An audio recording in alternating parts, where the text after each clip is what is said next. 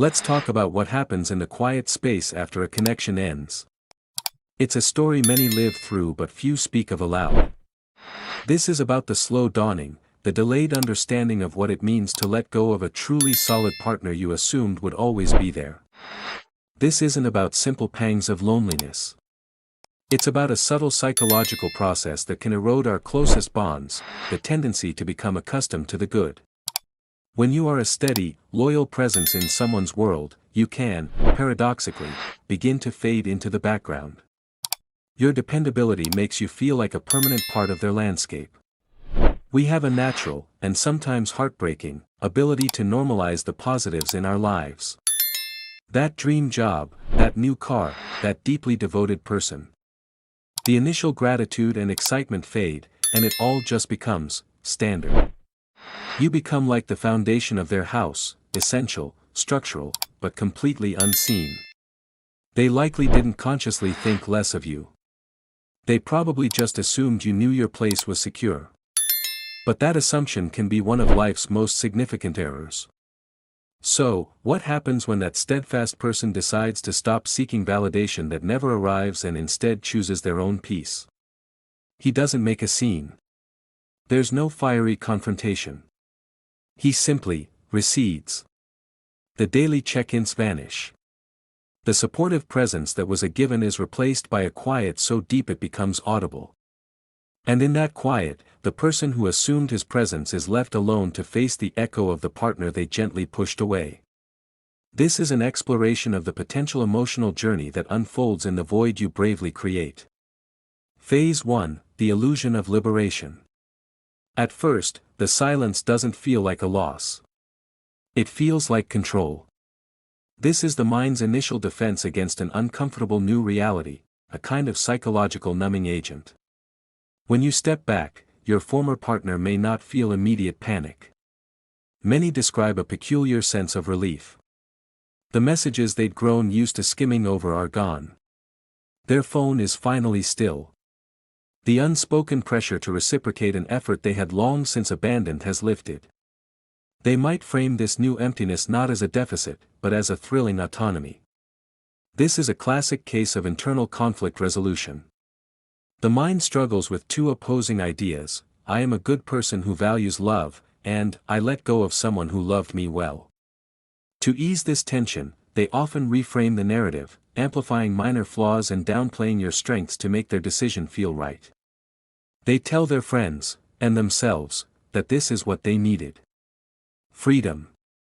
No more guilt for not appreciating a dedication they had quietly begun to see as an anchor. They may flood their social feeds with images of a vibrant, unburdened life. This is often a subconscious performance, an attempt to prove to themselves and the world that your absence is a net positive. But this stage is built on shaky ground. It's a defense mechanism, a high wall erected to avoid the emotional impact of the separation. They are running from the dawning knowledge that the stability they dismissed wasn't a prison, but a harbor.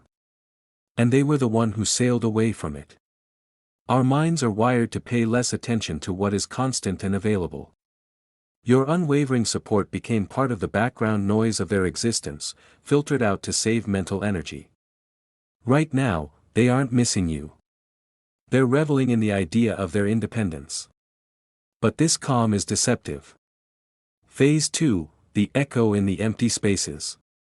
The intoxicating feeling of freedom is often a short-lived rush. The next stage begins when the quiet stops feeling peaceful and starts feeling hollow. This is the phase of subtle reminders, where your absence shifts from an idea to a tangible void in their everyday rhythm. This is a unique type of grief, a confusing sorrow for someone who is physically present in the world but emotionally absent from your life. This awareness doesn't crash over them like a wave, but seeps in slowly. It starts with the small, instinctual moments. They go to share a trivial win or a frustrating moment and their thumb hovers over your contact before they remember you're no longer their go-to person. They sit alone in a restaurant you frequented, and the waiter's casual question, "Just you tonight?" feels like a punch. These are the interstitial moments where the ghost of your steady presence is most felt. The very predictability they once found unexciting is now recognized for what it was, a rare and invaluable form of security. You were the one who knew their deepest insecurities, who remembered their family stories, who offered a safe space without judgment. At the time, these weren't grand gestures of love, they were just, you. Now that reliable background hum is gone, and the resulting silence is deeply disquieting. This is when potent nostalgia takes hold. They might find themselves looking at old pictures, not to hurt, but to reconnect with that feeling of being truly known. It's a subconscious test to see if the bond was as profound as it now seems.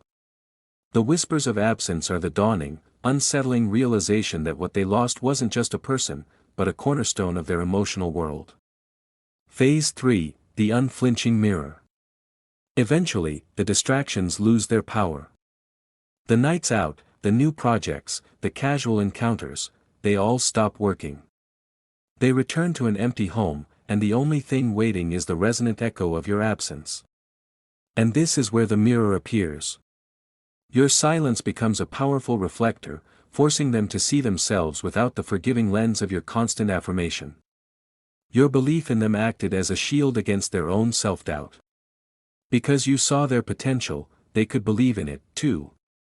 Now, with you gone, there is only the stark truth of their choices.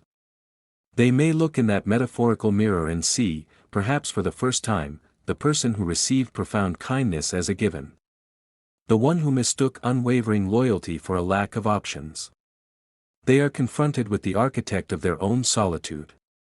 This is where genuine, gut-wrenching regret begins to form. The feeling is no longer just, I miss him. It transforms into the far more painful thought, I caused this. They replay moments where you reached out and they were distant, times you gave and they only took. The kindness they once saw as ordinary now appears exceptionally rare. This intense self-reflection can trigger a profound identity crisis. They are left to answer the daunting question, who am I without his validation? Phase 4, the impossible standard. This stage is often defined by a haunting sense of comparison that cannot be escaped. They may actively try to start a new chapter, perhaps by pursuing a new relationship. But this is where your memory transforms from a simple ghost into an idealized standard that no real person can meet. Every new experience is filtered through the lens of what it was like with you. A pleasant date feels shallow because it lacks the easy, deep understanding you shared. A getaway feels lonely because the new person doesn't instinctively know how to make them feel secure. This is a mental process where the brain helpfully cleans the past of its complexities. The ordinary disagreements and irritations fade, and the positive memories are buffed to a high shine. It's a coping mechanism. It's easier to long for a perfect memory than to grapple with the messy truth of what was lost. These polished memories become a painful benchmark. Every new person is measured against you, and they inevitably fall short. One is a poor listener, another lacks your integrity, a third doesn't make them feel truly seen. The very qualities they overlooked in you have now become the mandatory checklist for any future partner. This comparison is agonizing because every new encounter only serves to highlight, in stark relief, what they willingly let go. Phase 5, the final, unchangeable truth. The final stage isn't about hope. It's about the heavy, sobering weight of acceptance. This isn't the peaceful acceptance of moving on, for some, it's the cold, hard acknowledgement of a life-altering misstep with permanent results. It's the moment they realize, with absolute certainty, that you are truly gone, and it is a direct outcome of their own choices. This stage is often triggered by a single, defining event. Seeing a genuine, joyful picture of you, clearly thriving without them. Hearing from a friend that your life has blossomed since the separation. Or perhaps they reach out one last time with a heartfelt message, only to be met with a response that is not angry, but polite and detached. That detachment is far more devastating than rage. Anger signifies a lingering emotional connection. It means you still care. Polite indifference, however, is the true end of the road. It signals that you have truly moved on, and they no longer occupy any space in your heart or mind. The person may finally comprehend the full magnitude of their error. They didn't just lose a partner. They lost someone who was their genuine ally. They took you for granted because your consistency made you seem like a permanent fixture. Now they understand your presence wasn't a default setting. It was a conscious choice you made every day, until they gave you no reason to choose them anymore.